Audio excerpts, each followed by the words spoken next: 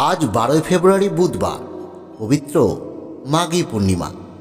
বন্ধুরা, এটি বছরে অন্যতম একটি শ্রেষ্ঠ পূর্ণিমা। এদিন দেবতারা মর্তলোকে আসে গঙ্গা স্নান করতে।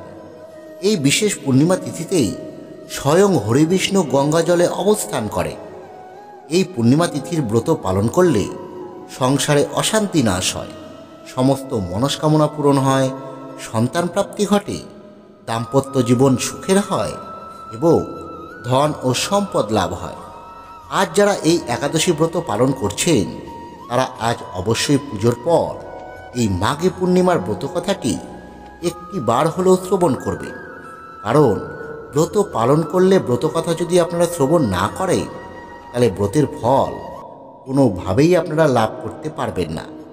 আর যারা কোনো কারণে এই ব্রত পালন করতে পারছেন না তারা আজ সন্ধ্যায় ভগবানের ছবি বা বিগ্রহের সামনে একটি ঘিয়ের প্রদীপ প্রজ্বলিত করে এই ব্রত কথাটি অবশ্যই শ্রবণ করবে। তাহলে এই ব্রতের ফল আপনারা অনেকাংশেই লাভ করতে পারবেন।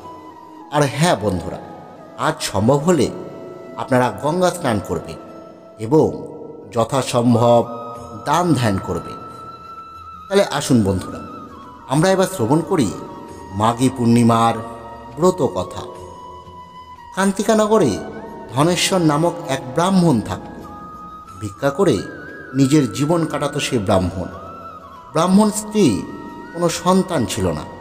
একদা তার স্ত্রী ভিক্ষা করবার জন্য নগরে গেল, কিন্তু নগরবাসী তাকে বাজ বলে ভিক্ষা প্রদান করল না। বদলে তার কপালে জুটল লাঞ্ছনা এবং অপমান। সেই সময় কেউ তাকে 16 দিন পর্যন্ত মা কালীর পুজো করবার পরামর্শ প্রদান করল। এরপর ব্রাহ্মণী শ্রদ্ধা ও ভক্তি ভরে কালী পুজো শুরু করল। 16 দিন পর কালী প্রসন্ন হয়ে তার সামনে প্রকট হন এবং ব্রাহ্মণীকে গর্ভবতী হবার বর প্রদান করেন। পাশাপাশি সামর্থ্য অনুযায়ী প্রতি পূর্ণিমার দিনে অন্তত 32টি প্রদীপ প্রজ্বলিত করতে বলেন। একদিন ব্রাহ্মণ নিজের স্ত্রীকে পুজোর জন্য গাছ থেকে আম ভেঙে দেন। সেই ফল দিয়ে কালীর পুজো করেন ব্রাহ্মণ। দেবীর কথা অনুযায়ী প্রতি পূর্ণিমার দিনে কালী প্রতিমার সামনে প্রদীপ প্রজ্বলিত করতেন সেই ব্রাহ্মণ। কালীর আশীর্বাদে তার বাড়িতে একটি সুন্দর ফুটফুটে পুত্র সন্তান জন্মগ্রহণ করল। পুত্রের নাম তারা রাখল দেবদাস। দেবদাস বড় হলে নিজের মামার সঙ্গে কাশিতে গেল পড়াশুনো করতে। সেখানে ঠকিয়ে তার বিবাহ করে দেওয়া হলো। তবে দেবদাস স্বল্পায়ু ছিল, তাই কিছুদিন পরই কাল তার প্রাণ হরণ করতে চলে আসে। তবে ব্রাহ্মণ দম্পতি পূর্ণিমার ব্রত খুব নিষ্ঠা সহকারে পালন করেছিল। সেই ব্রতর পূর্ণ প্রভাবে কাল তার প্রাণ হরণ করতে পারল না। এই ঘটনার কথা চারিদিকে প্রচার হতেই এই পূর্ণিমার ব্রতের প্রথা চারিদিকে শুরু হয়ে গেল। শাস্ত্রমতে এই পূর্ণিমার ব্রত পালন করলে সমস্ত মনস্কামনা পূরণ হয়, এমনকি জীবের সমস্ত সংকটও দূর হয়ে যায়। বন্ধুরা, ভগবান শ্রীবিষ্ণুর অবতার ভগবান বুদ্ধ এই মাঘী পূর্ণিমার দিনই তার মহাপরিনির্মাণের কথা ঘোষণা করেছিলেন। সেই দিক থেকেও এই মাঘী পূর্ণিমা অত্যন্ত গুরুত্বপূর্ণ। গৌতম বুদ্ধ অন্তিম বর্ষায় রাজগৃহে বেণুবনে অধিষ্ঠান করেন।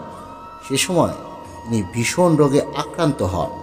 পরে প্রবল ইচ্ছাশক্তি এবং কঠোর ধ্যান বলে তিনি রোগমুক্ত হন। ভগবান বুদ্ধ বেণুবনে বর্ষাব্রত শেষ করে দেশ পরিভ্রমণের ইচ্ছা পোষণ করেন। পরে তিনি ক্রমে বৈশালী চাপাল চৈত্যে উপস্থিত হন। তখন তার বয়স পূর্ণ হয় 80 বছরে। এ সময় তিনি চাপাল চৈত্যে ধ্যানস্থ হয়ে ভাবলেন তার পরিনির্মাণের সময় সন্নিকটে।